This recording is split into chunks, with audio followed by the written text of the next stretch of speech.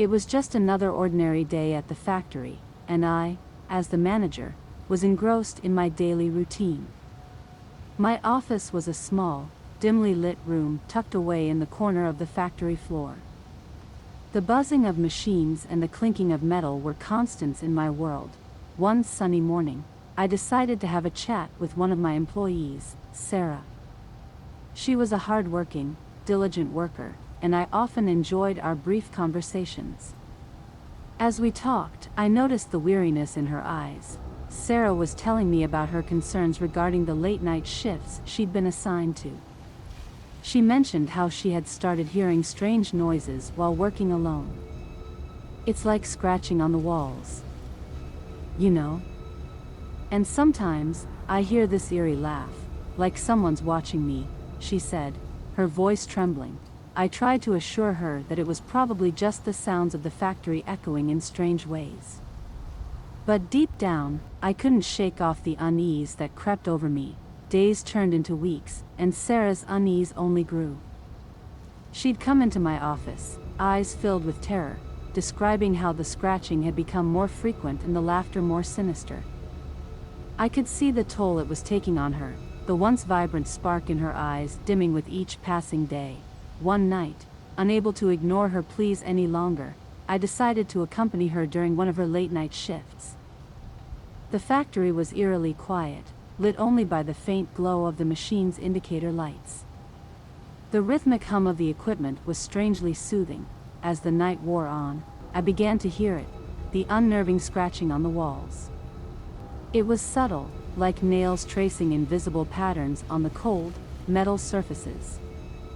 My heart raced, and I exchanged a terrified glance with Sarah. Then, out of nowhere, it came, the chilling, malevolent laughter. It echoed through the vastness of the factory, bouncing off the walls like a ghostly symphony of torment.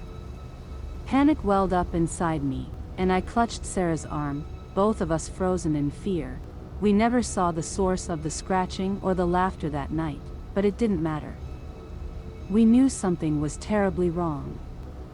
Sarah, unable to endure it any longer, requested a transfer to a different factory, and I couldn't blame her.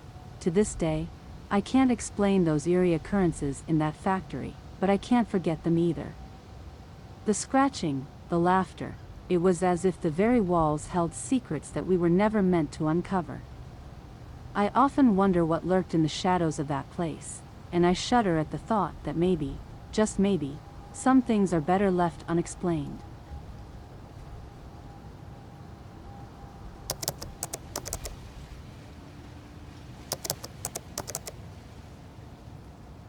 One day when me and my coworker, Jenny, decided to take our usual coffee break.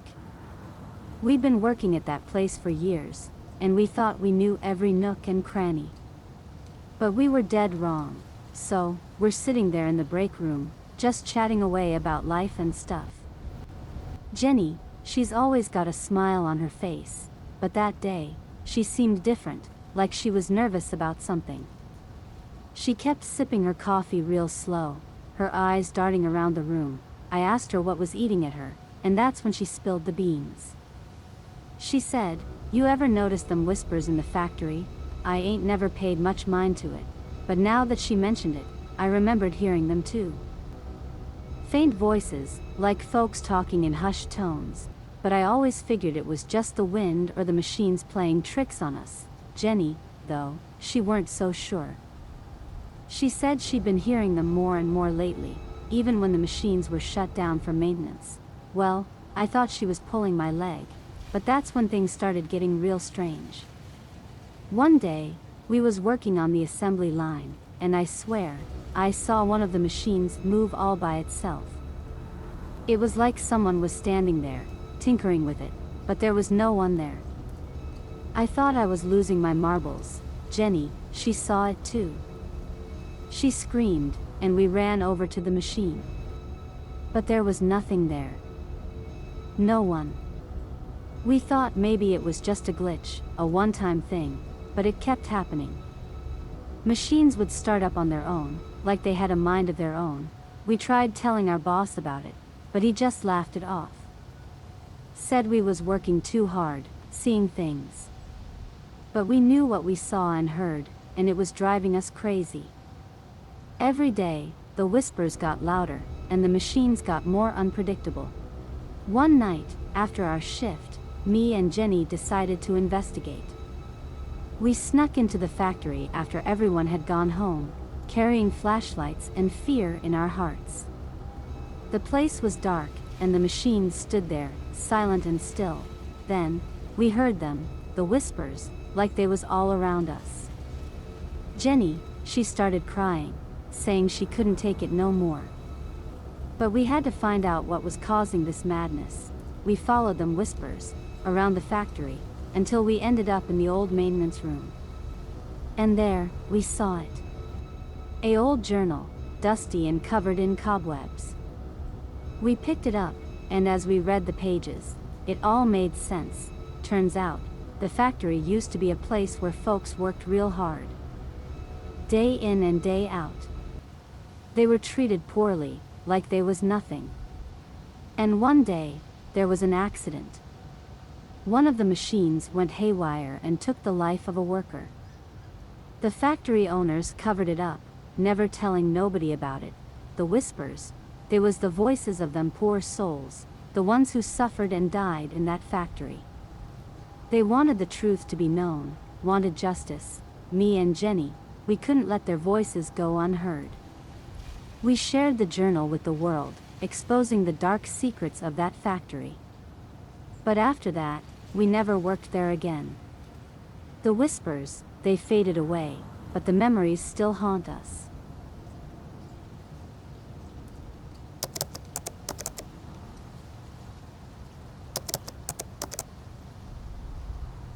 I'm just a regular employee working at that factory for 3 long years. I gotta tell y'all about some weird stuff I've seen. Our factory was a big place, noisy as hell with machines clanking all day. But it was the night shift that got real eerie. Most folks thought I was crazy when I told them what I saw. It all started one night when I was alone on the floor, working my usual routine. Out of the corner of my eye, I caught a glimpse of a kid.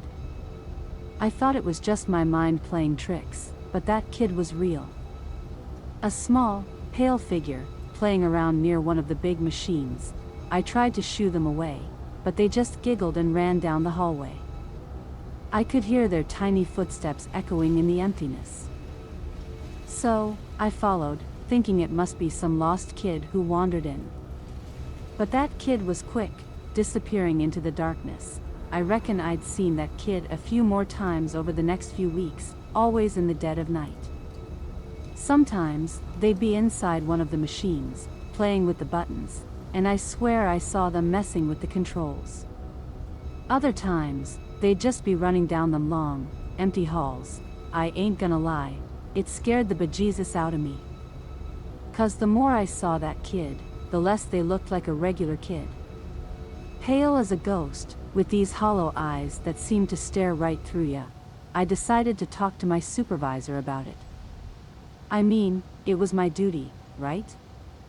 So, one morning, I told him about the weird kid I kept seeing at night. He looked at me funny but said he'd check the security tapes. A couple of days later, he called me in. Showed me the tapes, and there it was, plain as day, that eerie kid, playing around just like I said. My supervisor looked scared, too. He said he'd hire some security or something. But here's the kicker, the scariest part. The kid, they didn't look like no regular kid at all. I mean, they weren't there. Not on the tapes, not in any reflection, just me chasing after thin air. I quit that job soon after. I couldn't take it no more, seeing things that shouldn't be there. I heard later that they did hire security, but they couldn't explain it either. That factory, it had some dark secrets.